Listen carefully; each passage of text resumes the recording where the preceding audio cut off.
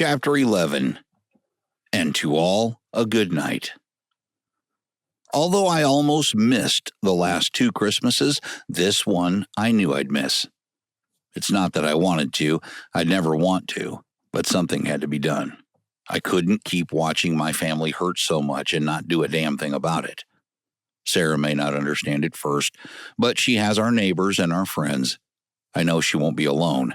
I just feel this is the only way for her to ever move forward, even if it won't seem that way at first, or be with me.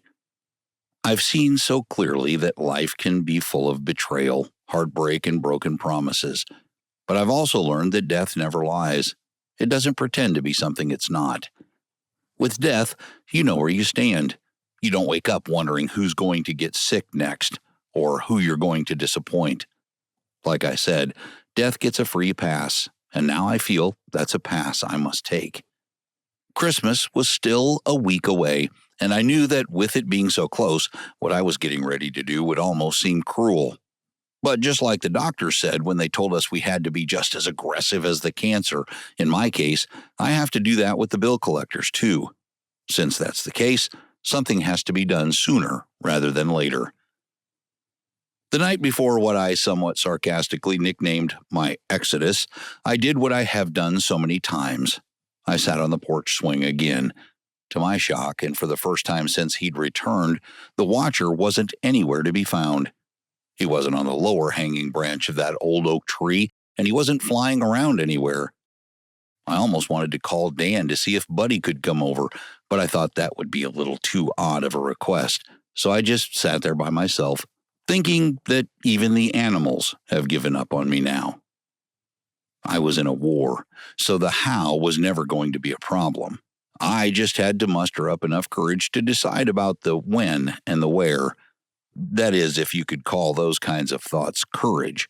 A big part of me wished a bell would ring from somewhere and an angel named Clarence or Bubba, or really anyone named anything, would fly down and save the day. But I'm guessing that's not going to happen either. Sitting there, my final plans were beginning to solidify. I decided to rent a car and drive as far as the gas would take me. I'd have what I almost used on the watcher with me, so that would more than do the job. I'd also leave a letter begging for Sarah's forgiveness. I would try to get her to understand that I was simply arriving early to get a mansion ready for Noah, if that would be allowed. I knew I'd never be there again, but we had great and loving friends who always would be. I still knew I had dreams I'd never live. I also knew we had hopes and wishes for Noah that he'd probably never reach either, but with Sarah, she could live out her dreams for all of us. That has to become my new dream, and that has to be enough.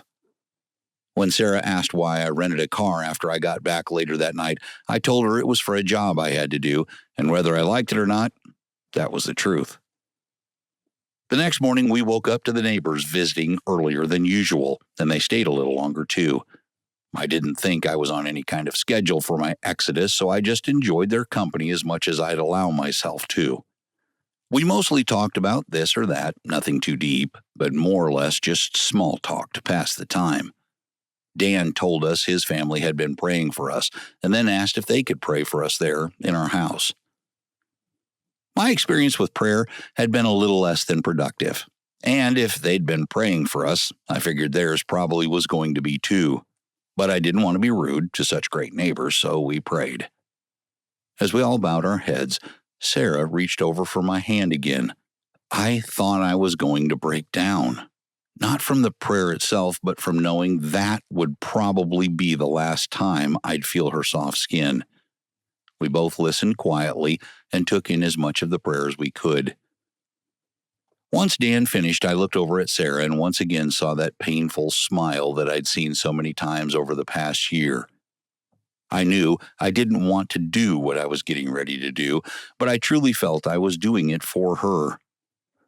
After our neighbors left, I went and sat with Noah for a while. That was one of the toughest things I'd ever done. In a strange way, it reminded me of the time I sat with Lucian Graves, when he barely had a flicker in his eyes.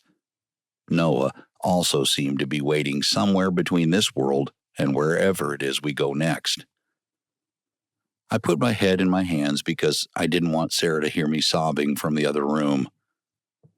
Before I left, I leaned down and kissed Noah's cheek and made him a promise. I gave him my word that his mansion would be as nice as any ever was, and it would be filled with macadamia nut cookies. I also told him I'd make sure it was near a pond so we could go fishing anytime we wanted. As I walked out of his room, I walked over to Sarah. I kissed her and hugged her tighter than ever. She knew I had a job to do. She just didn't know what it was, and once again, I'd never have the heart to tell her. I made sure I took in every beautiful essence that woman had with me, her smell, her warmth, and her heart. I still felt like God had been ignoring us, but even so, I thanked him one last time for that woman. As I left the house, I saw Poppy making his way up the driveway. I couldn't help but think, sarcastically of course, that a man can't even take a drive by himself anymore without all these distractions. Poppy didn't necessarily want anything, and for him, just to show up at the house wasn't anything new. He was just seeing if I was okay, as he did at times. So we just stood in the driveway and talked for a while. I thought to myself, maybe nothing has changed over these past few years, because I can still go through the motions as well as anyone. I can smile when I need to. I can even laugh or joke around when I feel the time is right. But the truth is, me and being okay couldn't have been any further from the truth. As Poppy and I were talking, that damn black bird that was missing came back. This time, he came flying in and perched himself on his favorite branch like nothing ever happened. I didn't tell Poppy everything, but I did begin telling him some of the story about the Watcher and Buddy, at least the parts I thought he might believe anyway. Instead of being shocked, Poppy just laughed and started making his way to the porch swing where we so often sat. Even though I had plans, I also followed him and once again sarcastically thought, a man still can't even take a drive by himself anymore without all these distractions. As we sat together on the porch swing, Poppy looked up at the Watcher, just like I always did. He chuckled, then said with full belief, God sure does work in mysterious ways. I agreed, though not as wholeheartedly. We sat and talked for a while, but before Poppy left, Buddy ran over from next door, and he was by himself again. The first thing he did when he got there was lick my hand. Then he bounced around excitedly like he wanted Poppy and I to follow him. I knew Poppy was getting ready to leave, and I knew I had a job to do, so I basically ignored the dog's attempts at trying to get my attention. I guess he got tired of waiting for me, so off he went again. As I walked Poppy back down the driveway for him to leave, as he did with Noah, the Watcher sprang off his branch and started flying around Poppy and me this time. Poppy was there the last time that bird acted that crazy, and we both had a sense of what might happen next, but that wasn't the Watcher's intentions at all. This time, he was doing everything he could to get us to follow him, just like Buddy did earlier. The difference was, with the Watcher, there was no way to ignore his wishes. He'd swoop down and get as close to us as he could, then he'd fly about 10 feet away and land on the ground. He did that over and over again for about an acre. It became obvious after a while that he was trying to get us to head toward the neighbor's house through the woods. For all the time we lived at Lucian Graves' old house, we'd never once been to the neighbor's place. I guess that was mostly because they were always over at ours. But this time, there was no doubt that's exactly where we were being led. Once we reached the woods beyond the acre that I cleared, we could still just barely see the neighbor's house, but through the woods we went. Thinking back to how right the Watcher had been with Noah, my heart sank a little.